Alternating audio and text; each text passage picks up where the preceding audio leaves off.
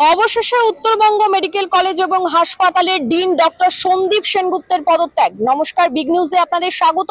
সঙ্গে রয়েছে আমি সুস্মিত। উত্তরবঙ্গ মেডিকেল কলেজের ছাত্রছাত্রীদের ক্ষোভের মুখে পড়ে অবশেষে ডিন পদ থেকে ইস্তফা দিলেন ডক্টর সন্দীপ সেনগুপ্ত। গতকাল সকাল থেকে রাত পর্যন্ত ছাত্রছাত্রীদের ক্ষোভের মুখে পড়েন অধ্যক্ষ থেকে শুরু করে ডিন, এবং ছাত্রছাত্রীদের কাছে রীতিমতো হার মেনে শেষমেশ ডিন পদ থেকে ইস্তফা দিলেন ডক্টর সন্দীপ সেনগুপ্ত। চলুন তুলে ধরবো বিস্তারিত চিত্র।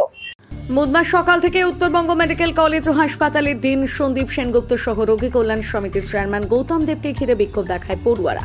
পরীক্ষা ব্যবস্থা নিয়ে দুর্নীতির অভিযোগে বিক্ষোভ দেখায় তারা। সকাল থেকে ঘেরাও ও পড়ুয়াদের আন্দোলনের চাপে অবশেষে রাতে পদত্যাগ করলেন উত্তরবঙ্গ মেডিকেল কলেজ ও হাসপাতালের dean doctor Sandip Sengupta. Medical এডুকেশনের মিটিং এর সময় Dean, I was representing the Department of Surgery. Dean said categorically and specifically that we have taken the vengeance to certain students.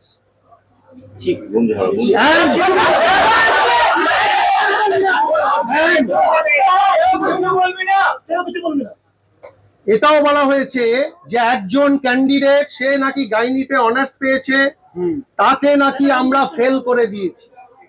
এখানে আমি বলতে চাই না, বিশেষ স্বার্থে স্যারকে আমি বলেছি তাকে কি অবস্থায় আমরা ধরেছিলাম এবং কি অবস্থায় এক্সটার্নালের সামনে হয়েছে বলেছি।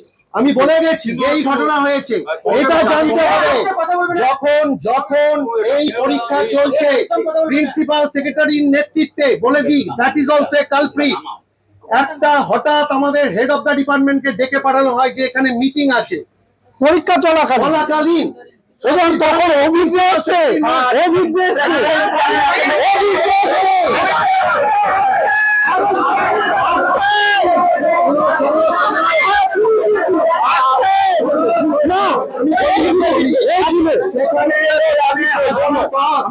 এখানে আসবার পর প্রিন্সিপাল স্যার বলেন যে পরীক্ষা কঠিন হচ্ছে, দাও বলতে দাও।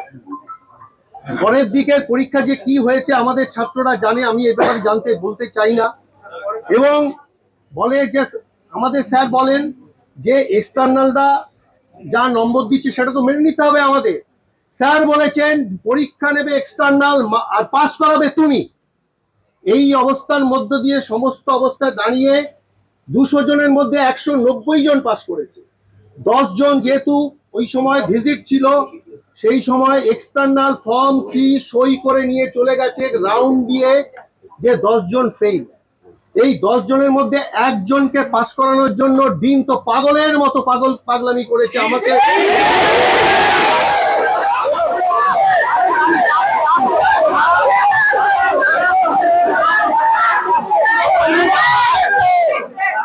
আমি পরীক্ষা সার্জারিতে বন্ধ ছিলাম,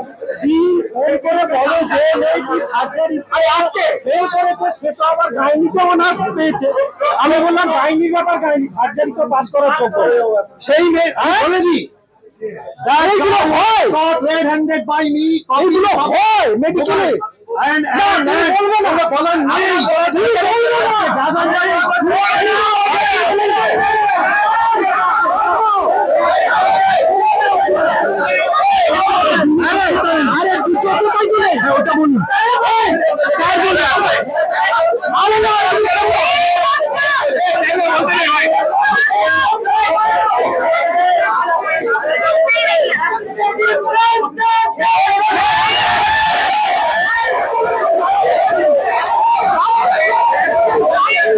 পড়িয়েছি, তাদেরকে গাইড করিয়েছি। যেহেতু আমি গাইনোকোলজিস্ট, আমি অপারেশন শিখিয়েছি।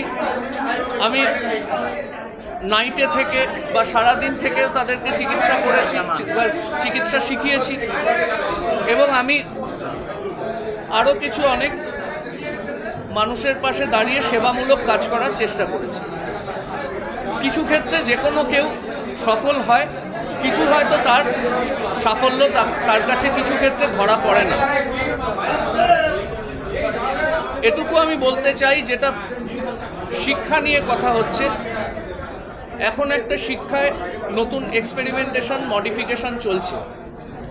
আমরা আপ্রাণ চেষ্টা করছি সেটার সাথে কোপ আপ করতে, চিকিৎসক হিসেবে, শিক্ষক হিসেবে। এবং ছাত্রদের সাথে আমাদের তফাৎ হচ্ছে, তারা কিছু বছর পরে জন্মেছে, তারাও একদিন আমাদের মতো হবে এবং আমরাও একদিন ছাত্রদের মতো ছিলাম। কাজে আমি ছাত্রদের মেন্টালিটিকে, তাদের চিন্তাধারাকে, তাদের বক্তব্যকে অনুধাবন করতে আমার কোনো অসুবিধে হয় না। পরীক্ষা ব্যবস্থা নিয়ে কিছু তাদের বক্তব্য ছিল, যেহেতু আমি কোনোদিনও সেন্টার ইনচার্জ বা ইনভিজিলেটর ছিলাম না, কাজেই সেই দায়িত্ব আমার উপর বর্তায় না। আর আমি মাত্র 3 বার পরীক্ষক হয়েছি, বাইরে অনেক জায়গায় পরীক্ষা নিতে গেছি, কাজেই সেখানে আমি কাউকে বঞ্চিত করার কথা ভাবতেও পারি না। কিছু ক্ষেত্রে হয়তো আরও কড়া হওয়া যেত, অনেক ক্ষেত্রে আমি কড়া হয়েছি, কারণ আমার অ্যাসিস্ট্যান্ট ডিনশিপ বা ডিনশিপে অনেক সময় মানে প্রায় 15-16 জন বা তার বেশি হতে পারে যারা নিয়মকানুন মানেনি, তাদেরকে এনকোয়ারি করে দোষী সাব্যস্ত হলে তাদেরকে বহিষ্কারও করা হয়েছে। আমি আমার মতো করে চেষ্টা করেছি। ছাত্ররা একটা দাবি করেছে, তারা আমার সন্তান তুল্য, তারা আমার অত্যন্ত কাছে। আজকের এই একটা মুভমেন্টের সময় রিয়াকশান দেখে তাদের সঙ্গে আমার সম্পর্ককে বিবেচনা করতে গেলে বা এক্সট্রাপোলেট করতে গেলে সেটা মস্ত বড় ভুল হয়ে যাবে। কারণ এই মুভমেন্টের মধ্যেও তাদের অনেকের সাথেই আমার যথেষ্ট বন্ধুত্বপূর্ণ পরিস্থিতিতে কথা হয়েছে। আমি তাদের সার্বিক সাফল্য কামনা করি। উত্তরবঙ্গ মেডিকেল কলেজ তার ঐতিহ্য মেনে চলবে। আমরা যারা শিক্ষক চিকিৎসক রয়েছি তারা তাকে আগে এগিয়ে নিয়ে যাব।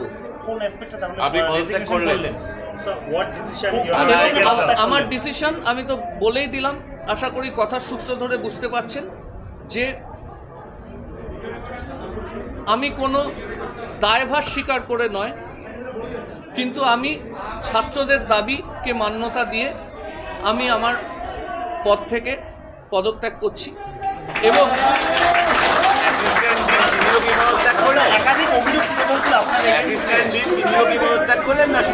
না, অ্যাসিস্ট্যান্ট ডিনও পদত্যাগ করলেন, যদিও বেশি দিন এই পদে ছিল না, কিন্তু ডক্টর সুদীপ্ত শীল, তিনিও। আমরা দুজনে একসাথেই পদত্যাগ করলাম। আমরা দুজনে আলোচনা করছিলাম বিষয়টা নিয়ে এবং আমি এটাও বলেছি যে যে ছাত্রছাত্রীরা আজকে আন্দোলন করেছেন তারা আমারই সন্তান তুল্য, তাদের পাশে আমি সারা জীবন থাকবো, সবসময় থাকবো।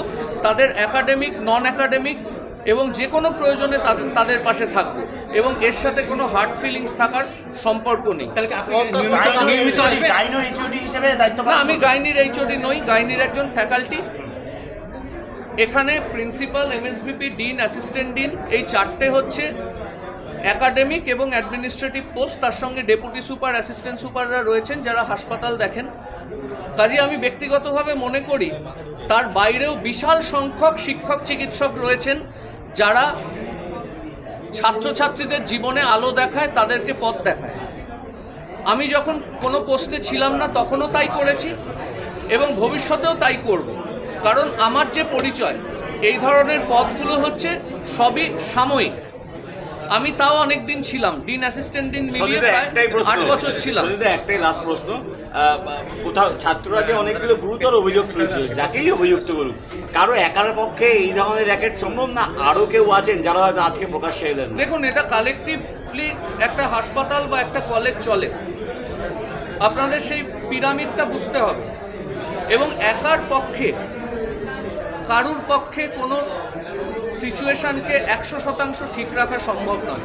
যখন আমি সিকিউরিটির ব্যাপারে মাথা ঘামিয়েছি, কারো একার পক্ষে সম্ভব নয়, সেটা নির্ভর করে সেটা কোন ম্যাগনিটিউডে কি হবে, কিন্তু একার পক্ষে কোনো কিছুই সম্ভব হয় বলে আমি মনে করি না। আর আমি এটুকু বলছি যে আমি জ্ঞানত কারোর সাথে কোনো অন্যায় করিনি, ভবিষ্যতেও করব না, এবং আমি কোনো ধরনের খারাপ কাজকে কোনোদিনও প্রশ্রয় দিইনি। আমি নিজেও করিনি, প্রশ্রয় দিইনি। কিন্তু একটা পরিস্থিতি এরকম হয়েছে যেখানে হয়তো আমার ছাত্রছাত্রীদের সাথে আমার যা সম্পর্ক, তাদের আমার উপর প্রত্যাশা হয়তো আরও বেশি ছিল। সেইখানে হয়তো কিছু ক্ষেত্রে আমি প্রত্যাশা পূরণে ব্যর্থ হয়েছি। সেটা